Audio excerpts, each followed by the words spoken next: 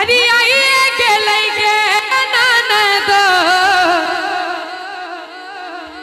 कोनेर माँ से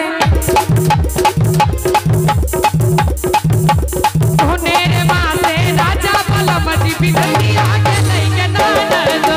कोनेर माँ से राजा बलमजी बिदसिया के लइके ननद कोनेर माँ से बासावा हरियाई के लइके ननद हरियाई के लइके ननद कोनेर माँ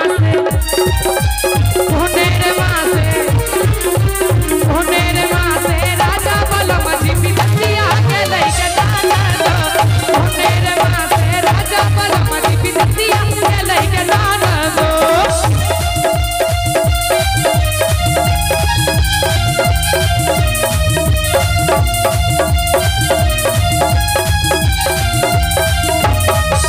का अगहन थाना माँ गमराई के लइके ननद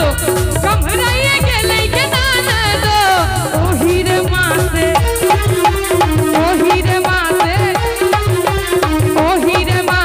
राजा के चिट्ठी पतरिया लइके ननद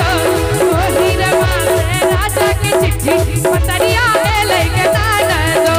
चैता बैसाख दुई मास अमुआ बजरै छै कोना रे अमुआ बजरै छै कोना रे टिकुला तोड़ दे रे दियरवा पिया मोरा चटनी कई दिन ना टिकुला तोड़ दे रे दियरवा पिया मोरा चटनी कई दिन ना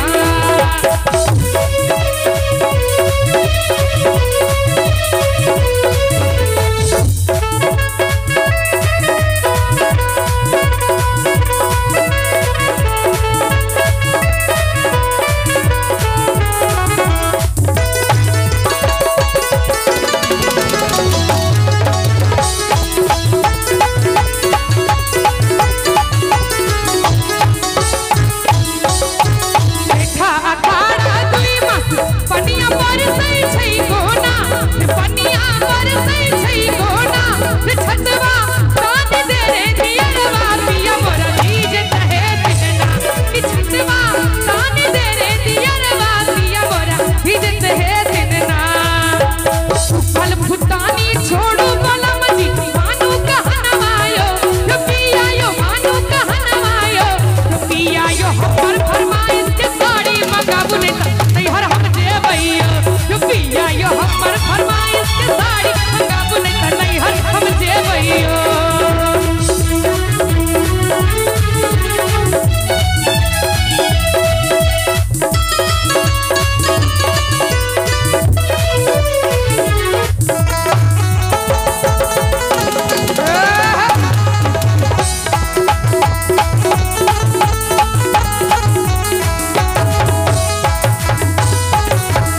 मजाक के छोड़ो बलमुआ मानू कहनवायो जो पिया यो मानू कहनवायो जो पिया यो हमर पसंद के झुमका मंगाबू ने त जाने गमे भइयो जो पिया यो हमर पसंद के झुमका मंगाबू ने त जाने गमे भइयो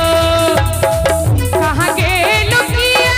गेलो बाला मासी पहिया हमरो बाला मासी पहिया रे जान सिपहिया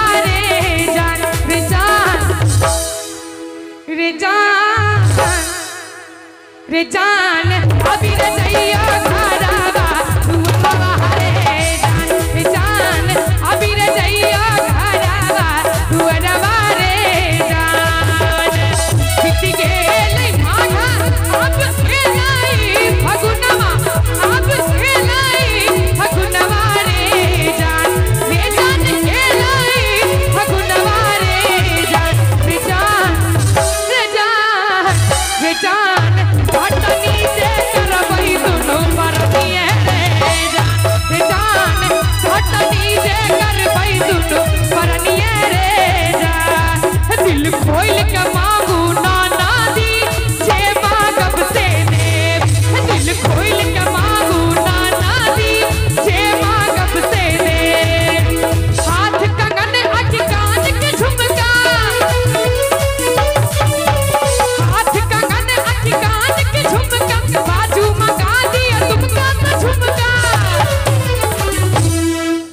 सही के बाद वह कहबे कि हाथ कंगन की कान के झुमका अब बाजू मंगा दिया तुमका से झुमका और कि सुंदर दुल्हा ले कब से दे कि सुंदर दुल्हा ले कब से दे दिल खोल के